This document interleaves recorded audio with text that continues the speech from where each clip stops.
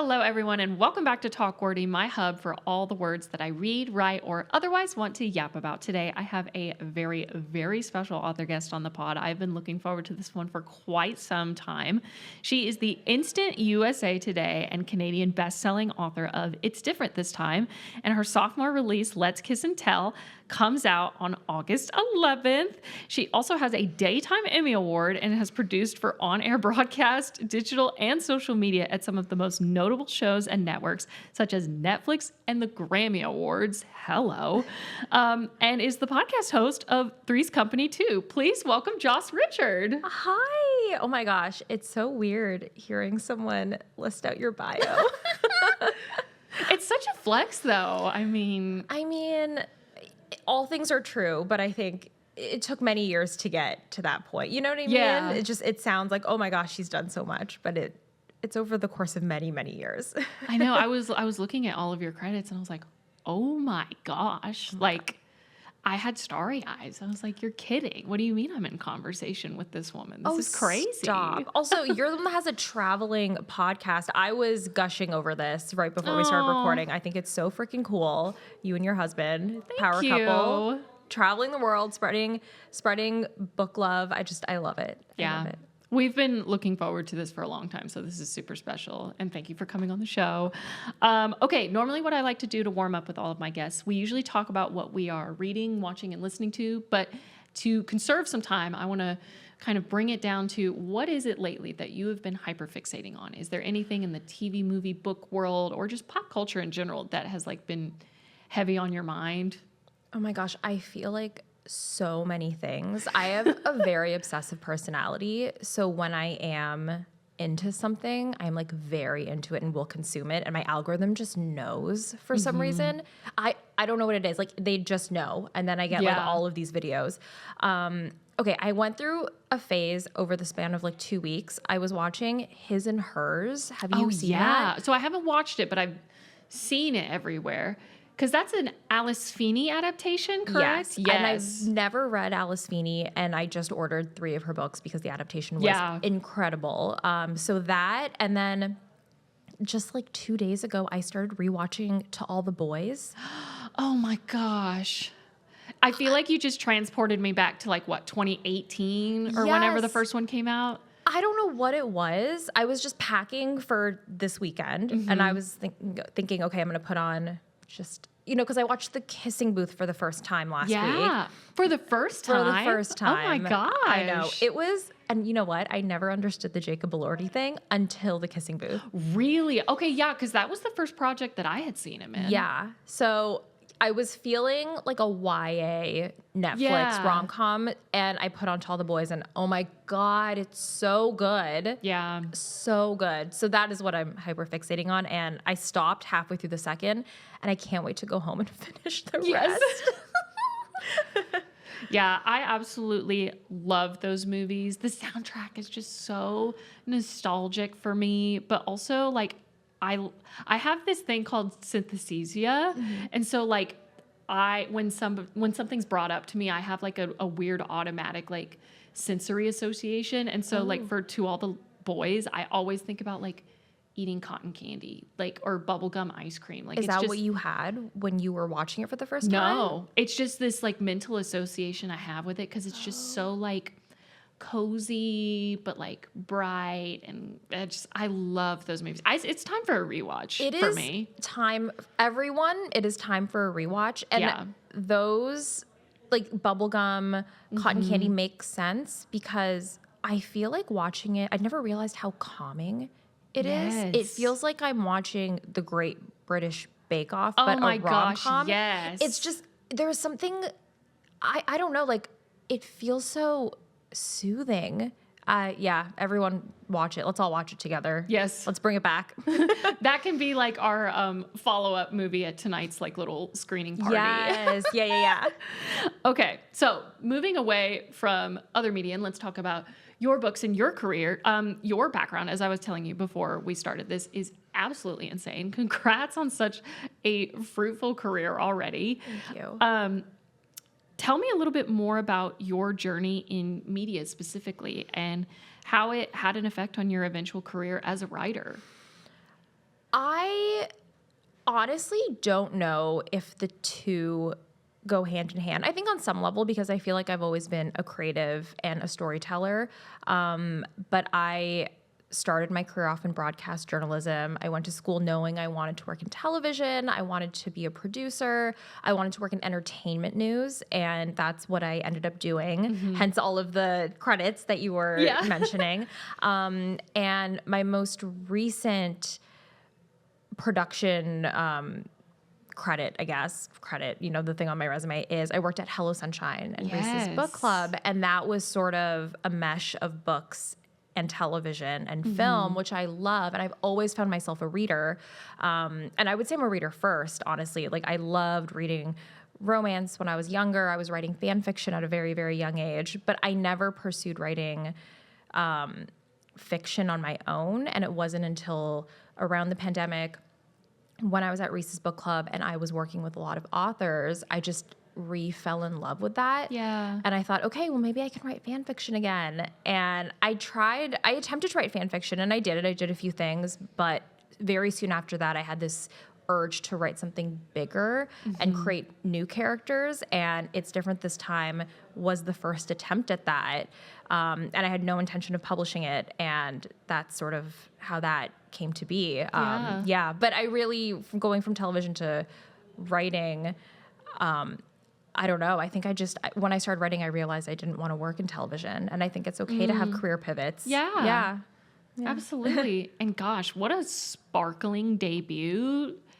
This being your first book is absolutely insane to me because, like, I've written some books in my time, but my first one was hot garbage. Love that book so much. No, hot garbage. no. And it's incredible that you were able to put out just such a dazzling book. This story is just so beautiful and atmospheric in so many aspects. The brownstone, the seasonal vibes, the New York backdrop, like it's everything that I wanted in a book for the longest time. Oh my God. And when it showed up, I was like, I have to have this immediately. Thank you so much. Also, I'm sure you could read the first thing you wrote now and be like, wait, this is actually good. Okay, but like she did get written in between like high school class periods, so like she does need a little bit of TLC. Okay. I mean, as like they all do. But I feel like if you were to read it again, you'd be like, oh, this is something. Yeah. Yeah.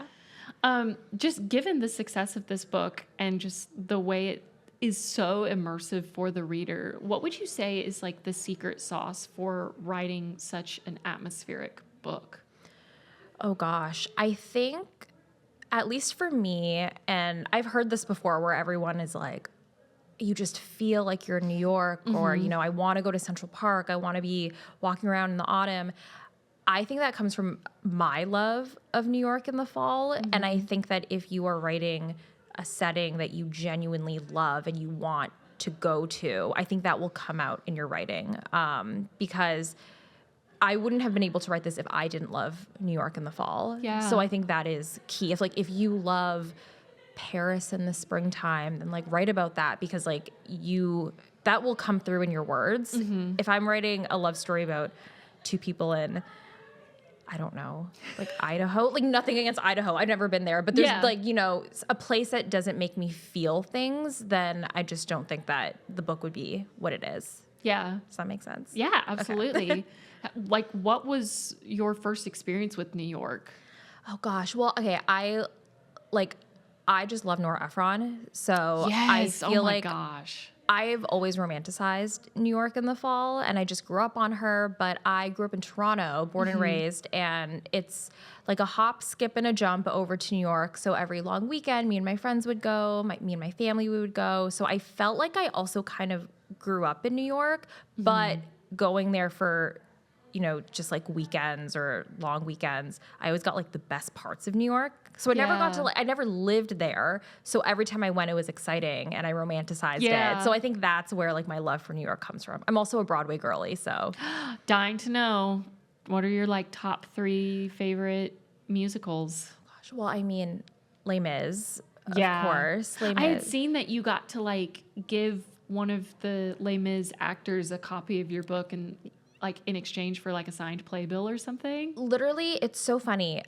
So June, the main character, and it's different this time. She is a Broadway actress, and she's half Filipina, half white.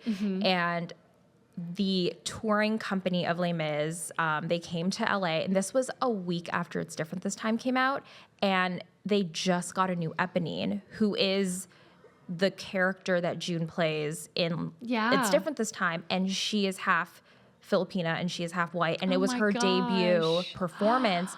And when I found this out, I was like, oh my God, because I had tickets. So I just DM'd her. I'm like, I'm going to shoot my Yeah. shot. And I was like, oh my God, this is crazy. I just wrote a book and it feels like she is literally you. Yeah. So I'm like, I would love to give you a copy. And she was like, oh my God. So then we met after and we were just like talking, and now we've become like genuine friends. And Oh, I she's so love lovely. that. Yeah. That's so special. Oh my Yeah. gosh. What was your debut journey like as an author, kind of navigating the industry and going from film and TV to being a novelist? Oh gosh, I had no idea what to expect with a debut. My expectations were very, very low, honestly, and I think just like anyone, the more you achieve, the goalpost keeps changing. Yeah. So I remember when I was thinking, all I want is, I want to sell the book, or I just want an agent. I just want an agent. It was like those were the things. And then when It's Different This Time came out, all I cared about was seeing it on the shelf. So I could not have imagined people DMing me saying, I love this book, people creating graphics for the characters, Yeah. like all those things I don't take for granted. And there is just such a love and community and support that I don't necessarily see in like TV. I mean, there are wonderful people in film and TV, but it's just very different energy. Yeah. I just feel like it's very like community based here, and that is so special. And I think that's like the major difference between working in film and TV and work and writing. Just like the readers and the authors. My God, everyone is just Yeah. so supportive. Yeah, I feel like the book industry, it feels so big, but really it is so small, and so many people, especially at conventions like this, like the one we're at right now, it's just, you can feel the love everywhere. And it doesn't even have to do with the fact that it's Valentine's Day. It is Valentine's Day, and we're dressed. I know, we're in our tried little to- red and white. I know. But yeah, you can feel it, and everyone's just like so excited. Like, where do you get that? It's not even like, I feel like if you go to a convention for like to see actors, I think it's very much like the attention is on the actors, and here, yes, attention is on authors, but also the attention is about like, oh my gosh, like I follow you, like you're a bookstagrammer, like everyone Yeah. knows each other. It's not like fans of whoever is like sitting here and talking. It's like everyone's fans of each other, and the authors like love the bookstagrammers. So I don't know. It's just like it's Yeah. really cool. I also love that a lot of like the convention attendees are oftentimes like aspiring authors, or Yeah. they're authors that are like about to publish, or they're querying or whatever. Yeah. And so even though we're all in different stages, it's like we're all on this level playing field of like, we're all in this with each other. And we're Yeah. just so excited to be like in community with one another, which is really Yes. special. You It can't is- find that in a lot of like professional atmospheres. No, and I feel like I'm not like putting down film and TV at all, but it's like with writers, it's like, oh my gosh, like you're querying, like let me know when your book comes out. Like I feel like there's just that automatic like positivity, like oh my God, Yeah. like it's gonna happen for you, or like I'll read it when it's out, and like that's just like what people want to do here. They just want to read each other's work. It's so lovely. Yeah. Okay, so moving from It's Different This Time to your upcoming book, which I cannot contain my excitement about. my God. Genuinely, I was like, I loved this first book. I don't know how she's going to top it. Blurb alone, I was like, I need this Oh immediately. my gosh, stop. So Let's Kiss and Tell follows a sex columnist and a news reporter in a fake relationship. And the How to Lose a Guy in 10 Days vibes are through the roof, and I'm overjoyed. What are some of your favorite rom-com movies or stories that might have played a part in your inspiration for either of your books? Ooh, okay. So for It's Different This Time, When Harry Met Sally and My Best Friend's classic. Wedding, I feel like those were the Yes. two. For Let's Kiss and Tell, definitely How to Lose a Guy in 10 Days and the show Nobody Wants This with Adam Ooh, Brody and Kristen Bell. yes. Yeah. Great It's a mesh of picks. those two. Yeah, absolutely. If you had to recommend a new like rom-com movie watcher, your like top 3 rom-coms, what would you be recommending them? Oh my gosh, see that's interesting. A new time Yeah, rom-com. like this could be a thriller, horror, cynic to romance, but they want to watch a rom-com for kicks and giggles. What would you recommend them? Oh gosh. Okay, I think I would have to do I think When Harry Met Sally is objectively a One of the good best. movie. And I think that anyone that has their qualms about rom-coms, they can appreciate that movie because it's not very like tropey. So they can just watch that and enjoy it as a great film. I also say My Best Friend's Wedding because I just love Julia Roberts and Yeah. she's the queen of rom-coms. And I think My Best Friend's Wedding is her best or my favorite. It's my favorite rom-com she's done. And hot take, I don't like Notting Hill. Honestly, I respect that. Thank you. I don't get it. It's not in my top tier No, for sure. not at all. And then my third is How to Lose a Guy in 10 Days because it is so fun and the chemistry between Kate Hudson and Matthew McConaughey Yes. is incomparable. Yeah. I love, like, sometimes I'll give my friends, like, little trinkets and whatever, and if I find out they lose them, I'm like, our love fern. Our love for you let it die. Yeah. Okay. I think all authors dream about having their stories adapted.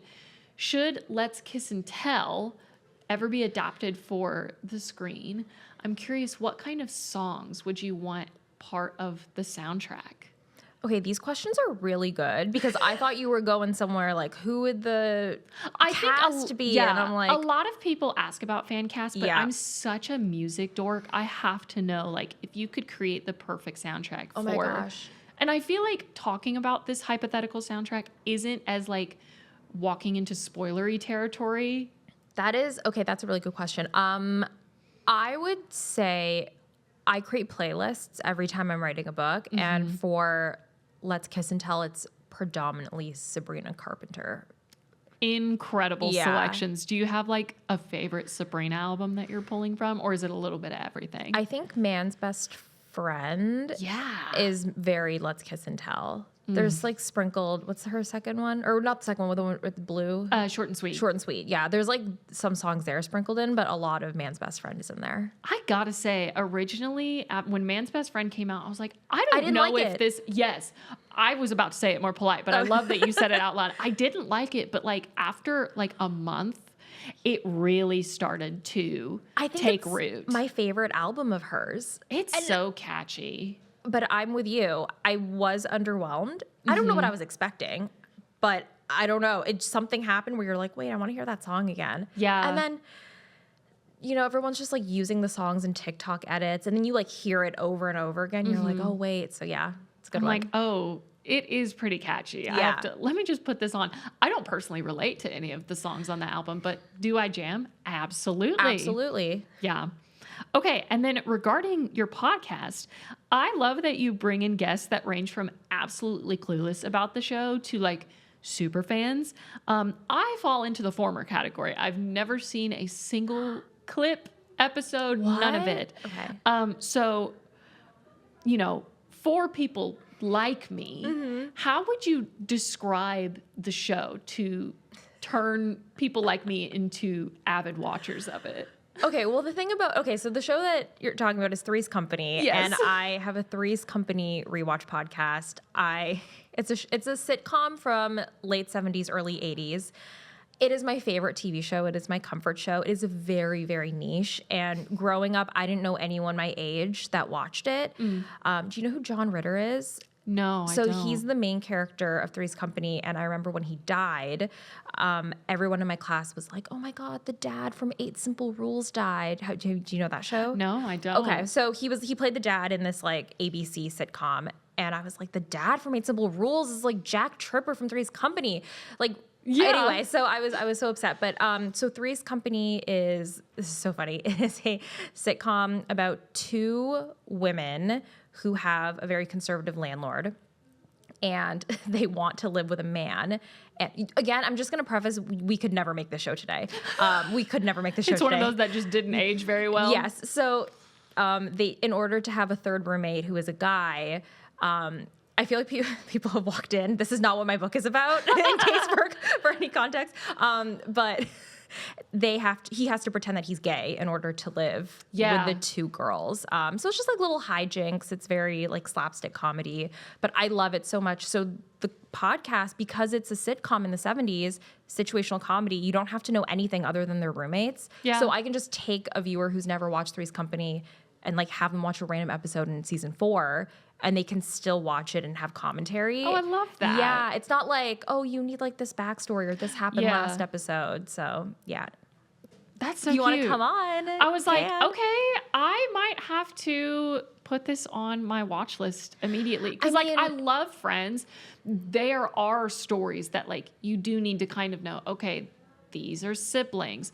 They're starting to fall for them, but they're Yes. hiding it or Yeah, whatever. yeah. Whereas if you could just drop me in the middle of the series somewhere, I think that's so cool. Yeah, I don't think you can do that with Friends, actually. No. There's After a too certain much- point, after season 4, probably is my wager, you can't. Yeah, like you need to know the history between Ross and Rachel. Yeah. You need to know that like, you need to appreciate that Monica and Chandler are together. You can't just like go into an episode and I don't think you can. Yeah, I love that. Okay, so currently we're at Lovelit, but by the time this airs, we will not be at Lovelit, and it makes me so sad. But tell our live listeners where they can find you. Where's your table? What panels are you on? And then for future listeners, where can they find you online? Where's my table? I don't know. If you know. My She's table in is the author room. My table's in the author room. I'm wearing red. I don't know. It's somewhere. I have a panel at 11:30, which is the diversity and inclusion panel, which I am moderating. And I'm just like around. You can just like say hi. And for after that, my most used platform is Instagram, which is at joss.richard. Love it. Yeah. Okay, well, there you have it. Thank you so much for tuning into Talk Gordy, and my thanks again to Joss Richard for coming on the show. This has been so special. Much. Thank you so much for having me. I could have done this for like another 2 hours. Oh, me too. Yeah. I know. I'm like kind of kicking myself that I'm on a time limit, but this has been so fun. Absolute bucket list item for me. And don't forget to follow the podcast on Instagram at Talk Gordy Pod, and I will see you in the next one. Bye, you guys. Bye.